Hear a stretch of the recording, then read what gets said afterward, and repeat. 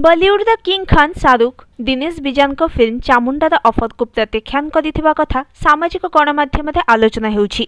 सबुठारु गुरुत्वपूर्ण कथा एथिरे शाहरुख सहित लीड रोल ले आलिया भट्ट नजर आसी थांते। दिनेश और अमर कौशिक एही हरर कॉमेडी फिल्म ले शाहरुख को नेबाकू इच्छा करुथिले, किंतु से एथिपई राजी नाहंती।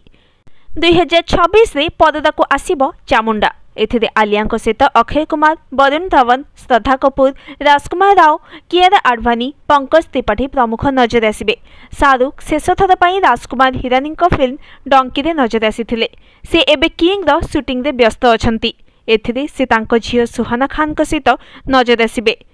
दिनेश प्रोडक्शन हाउस मैडकॉक फिल्म्स 8टी नुआ हरर कॉमेडी फिल्म निर्माण करुछि। एही फिल्म्स गुड़िक 2025 रु 2028 मध्य निर्माण करा जिवो। Bureau report, news today.